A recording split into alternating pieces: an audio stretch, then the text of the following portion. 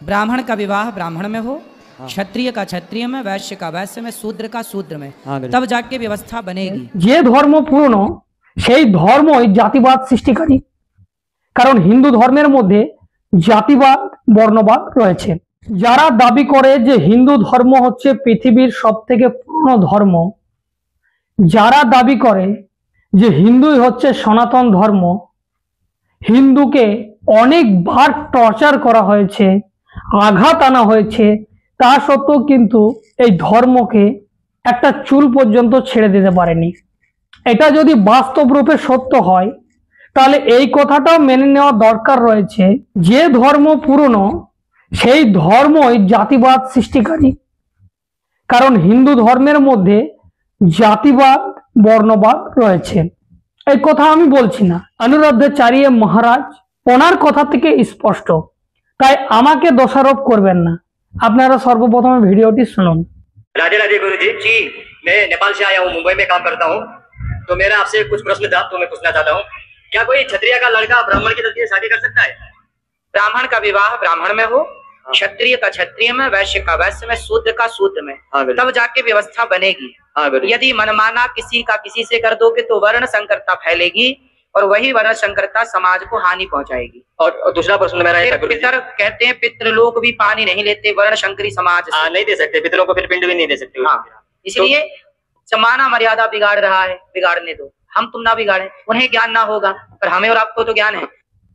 তাহলে আপনারা শুনলেন, এবার আপনারা বলুন যে ধর্ম পুরনো তাহলে সেই ধর্ম থেকে জাতিবাদের উৎপত্তি, জাতের উৎপত্তি, বর্ণের উৎপত্তি, আর এই জাতি, এই ধর্ম, এই বর্ণ কখনোই একত্রিত হতে পারছে না। তাই তো কিছু মানুষ এসে বলছে যে জাত পাত কে করো বিদায়, হাম সব হিন্দু ভাই ভাই।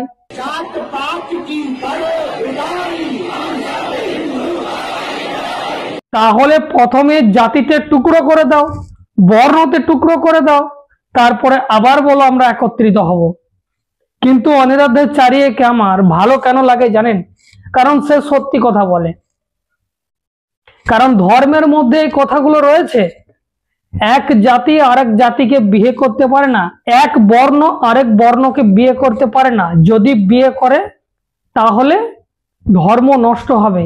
তাহলে এই ধরনের যারা কথাবাচক রয়েছে, যারা ধর্মের গণ্ডিতে চলতে পছন্দ করে, পুস্তকে যা লেখা রয়েছে, গ্রন্থে যা লেখা রয়েছে সেটাকে নিয়ে চলতে পছন্দ করে, তাহলে তারা কি বর্ণবাদী, জাতিবাদী, গুন্ডা নয়? কারণ এরা তো কখনোই চায় না যে এই দেশের জাতিবাদ, বর্ণবাদ খতম হয়ে আমরা মানুষ রূপেই পরিচয় দিই। আপনাদের কাছে প্রশ্ন, যে জাতি যদি খতম হয়ে যায় তাহলে এই দেশের ব্রাহ্মণ্যবাদ খতম হয়ে যাবে। কারণ হিন্দু সমাজের মাথা সেজে বসে আছে সেই মনুবাদী সোচ রাখনেওয়ালা ব্রাহ্মণবাদী মানুষেরা। তাহলে আপনারা বলুন, যদি আজকে জাতি আর বর্ণ শেষ হয়ে আমরা মানুষেই পরিচয় দিই, তাহলে এই সমস্ত মানুষকে আপনারা মাথার ওপর চাপিয়ে নাচানাচি করবেন? নিশ্চয়ই না।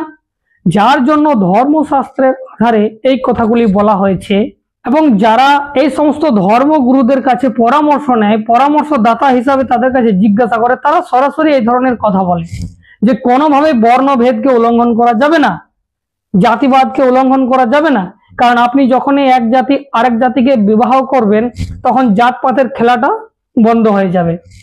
কে ছোট, কে বড়, কে উঁচু, কে নিচু, এই ভেদাভেদ শেষ হয়ে যাবে। আর এরা এটা চায় না। তাহলে আপনারা বলুন যে এরা কি এক ধরনের জাতিবাদী গুন্ডা নয়?